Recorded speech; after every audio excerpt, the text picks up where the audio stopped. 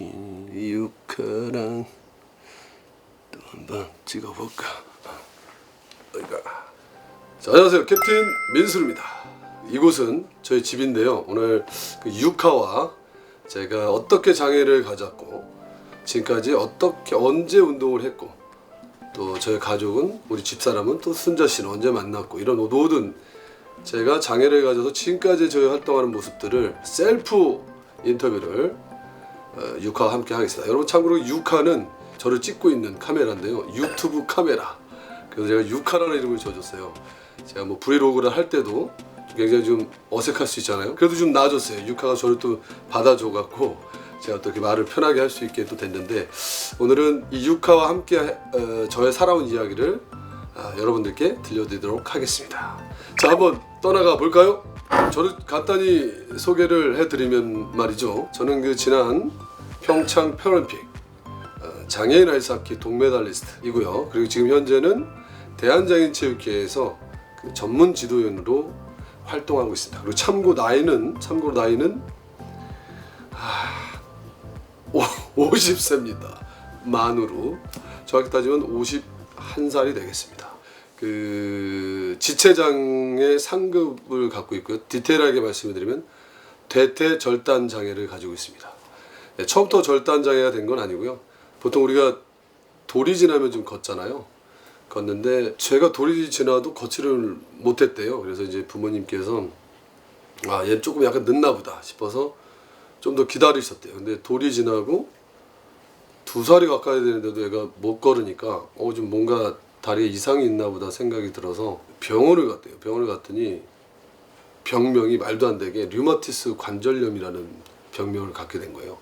치료를 받으면 되는데 그 당시 500만 원이 있어야 되는데 갖고 계신 뭐 현찰이나 이런 것들이 없었던 거예요. 그래서 그 치료 시기를 놓치시고 오히려 엉뚱하게도 그 당시에는 이제 그 무속신앙이 굉장히 좀 많이 살아가는데 의지를 많이 했었는데 병원에서 치료를 받기보다는 그 주변에 무당을 찾아가서 구술한 거예요.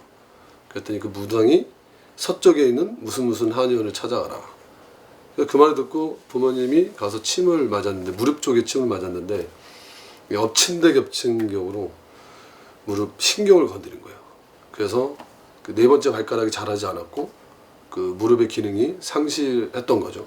그래서 7살이 돼도 걷지 못하게 되고 좀 침을 잘못 맞아서 장애를 얻었다고 이야기하면 좀 황당해 하실 수 있는데 사실 저는 어렸을 때 침을 잘못 맞아서 장애를 더 갖게 됐습니다.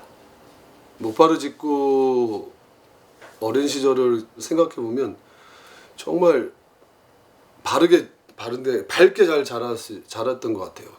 뭐 오히려 개구장이라는 별명도 많이 얻고 사실 이렇게 그런 이야기를 많이 들었어요.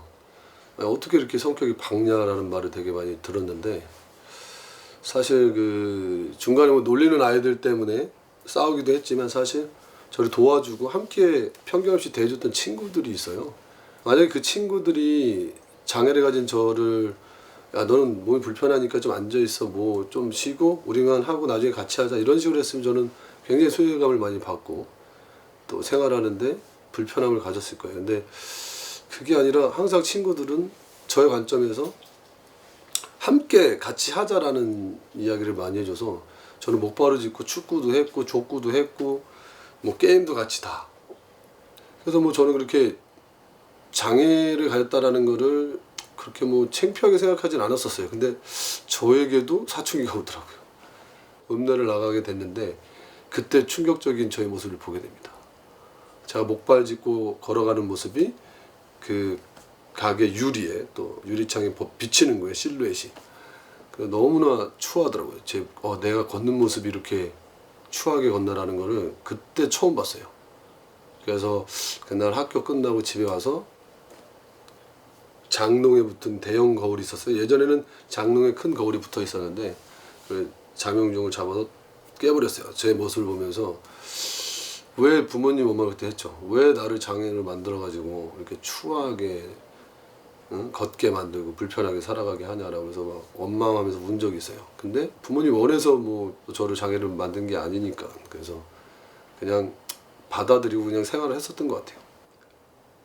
그 절단을 하게 된 계기가 그 직장 생활로 잠깐 넘어가고 25살 때 직장 생활을 한참 하고 있는데 목발을 짚고 생활을 하다 보면 좀 자주 넘어져요. 제가 그날 직장 생활을 하고 있는데 막 일을 하다 보니까 졸린 거예요. 그래서 이제 화장실을 좀 가야 되겠다. 잠을 깨러 딱 갔는데 그날따라 또 청소하는 아주머니께서 또 깨끗하게 물질을 해놓으신 거예요. 저는 잠도 덜 깼지 하다 보니까 그냥 뭐 화장실 들어서자마자 그냥 무릎을 그냥 타에다 찍어버렸어요. 근데 그날따라 제대로 넘어졌나 봐요. 보니까 살을 보니까 무릎에 구멍이 뽕 뚫려 있더라고. 그래서 이거 꼬매야 되겠다 싶어서 이제 병원을 갔어요. 병원을 갔는데 의사 선생님께서 저 다리를 이렇게 소독을 하면서 보더니 저기 뭔가 노란 게 있다고 해서 핀셋으로 딱 당기는데 안 따라와. 이게 보니까 찰고무처럼 된 이게 고름이 굳은 거래요. 그러면 그때 처음으로 골수염이라는 진단을 받았어요. 그것도 만성 골수염. 그럼 어떻게 해요? 그랬더니 그 의사 선생님께서 하는 얘기 절단을 해야 된다는 거예요. 25살 때에서. 저는 절단하기가 싫은데요 그랬죠. 왜냐면 25년 동안 제가 목발 짚고 생활했는데 그렇게 불편하다고 뭘 느끼지 못하고 살았는데 이 다리를 절단한다라는 게 상상이 안 됐어요. 그래서 제가 싫습니다. 그랬더니 그럼 이 상처 부위를 도려내야 되겠다고 해서 핸드 그라인더라고 조그만 의료용 핸드 그라인더가 있더라고요. 부분 마취만 시킨 거예요. 이렇게 하체 밑으로는 감각이 없게 만들고 상체는 이제 그대로 해서 제가 침대에 누웠어요. 커튼을 치더라고. 배 위쪽에서 딱 치는데 완전 말 그대로 정형외과는 대장간이라는 말이 맞듯이 온갖 망치부터 뭐 다 그런 것들 수술도구로 갖고 오면서 기계 소리가 나는 거예요. 이 하면서 이제 무릎을 갈아내는데 통증은 없는데 뭔가 툭툭툭툭 거리는 그 느낌이 너무나 싫은 거예요. 그렇게 하면 안 되는데 일어났어요. 제가 뭐 하시는 거예요? 그랬더니 난리가 났어요. 의사 선생님이랑 간호사가 저를 눕히더니 뭐 하시는 거냐고. 이거 보시면은 시오코 온다고. 보시면 안 된다고. 볼품없는 다리였지만 저에게는 장애를 갖고 살아가는데 불편함 없게 해준 다리였기 때문에 절단을 그 당시에 안 했어요. 그 이후에 태어나고 나서 이상하게 상처가 안 아무는 거예요. 이게 고름이 계속 이렇게 나오더라고요. 그래서 제가 집에서 병원 가면 또 자라랄까봐 집에서 계속 소독만 했어요.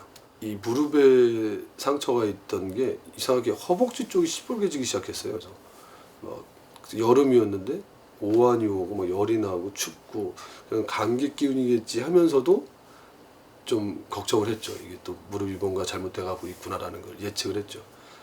병원 가면 100% 자랄 거고. 그래서 저는 집에서 그렇게 끙끙끙 앓면서 2주를 보내게 됩니다. 참 무식해요. 제가 병원을 잘 안 가요. 그렇게 2주를 보내는데 2주째 되는 날 이 허벅지 살이 터지면서 고름이 흐르더라고요. 그때 제가 느꼈죠. 가야 되겠구나. 병원을 갔는데 의사 선생님이 저한테 딱 그러더라고요. 저를 보더니 깜짝 놀라면서 다리 자르실래요? 죽으실래요? 그러더라고요. 그게 무슨 말씀입니까? 그랬더니 지금 너무 심각하다고. 허벅지가 썩어가고 있다고. 어떻게 이 지경이 될 때까지 병원 안 오냐고. 근데 그날도 저는 결국은 절단 안 하고 살을 도려냈어요. 그리고서 그 아직도 기억나는 게 이렇게 큰 거즈 한 박스에 200장이거든요. 드레싱을 소독을 하고 나면 그 한 박스를 여기다 다 집어넣고 붕도를 감았어요. 호수 2개를 쫙 빼놓고 그럼 이제 나쁜 피 고름 나오게. 그럼 아침마다 그 드레싱을 하는데 정말 의사 선생님들은 인정사정이 없더라고요. 거즈를 그냥 팍 뜯으면 전기가 온몸에 빡 오죠. 여기서 끝이 아니고 거기 소독약을 보여. 그리고 호수로 빨아들이는 거예요. 그럼 여기 터치를 하는데 그 고기 자르면 그 우퉁우퉁한 뻘건 그 살이 다 안에 있잖아요. 살짝 건드려도 막 찌릿찌릿한데 그냥 막 훑어요. 그럼 저는 비명을 지르죠. 으악! 하면서 그리고 그 드레싱이 끝나면 하루가 시작되는 거죠. 아직 기억나는 게 드레싱을 하는 날이었어요. 제가 그날도 여지없이 꼭 도살장에 끌려가듯이 드레싱실로 들어가면 여지없이 팍 뜯고 소독약을 붓고 드레싱을 시작해요. 그럼 전 비명을 지르죠. 으악! 하고 고개를 뒤로 딱 제키는데 그 문 틈에 또 모르겠다. 큰일 났다.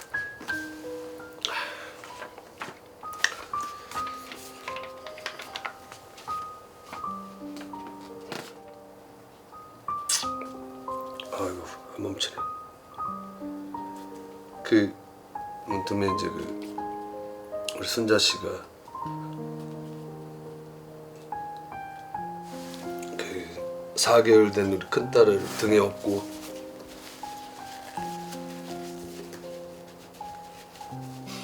비명 지르는 저를 보고 있더라고요. 그래서 제가 꺼지라고 그랬어요.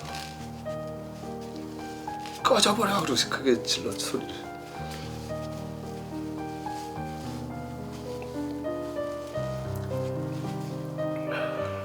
꺼지라고 한 이유는 첫 번째는 제가 고통받는 모습을 보여주고 싶지 않았고,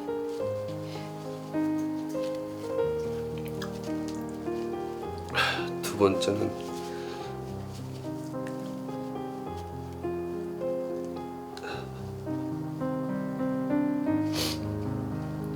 가장이니까.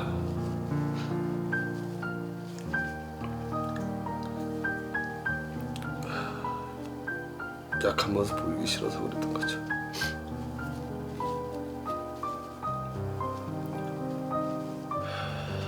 강한 모습 보이고 포기하지 않고 살아가는 모습을 보여줘야 된다라는 그런 것들이 좀 있었던 것 같아요. 그래서 아무리 힘들어도 힘들다 표현하려고 하고 혼자 삭히려고 하고,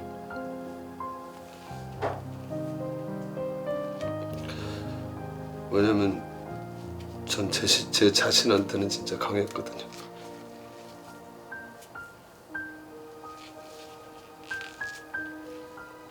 오히려 그런 강함이 가족들을 또 힘들게 할 수도 있었겠죠.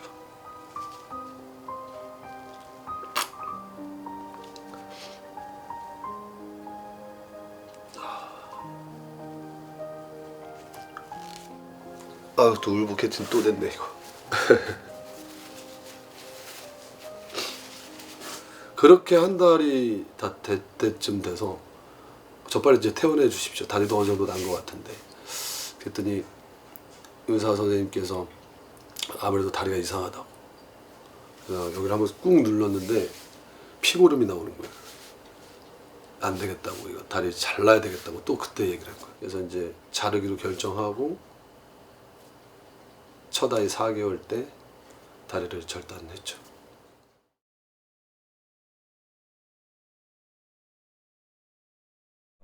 구독, 좋아요 꼭 눌러주시기 바랍니다. 감사합니다.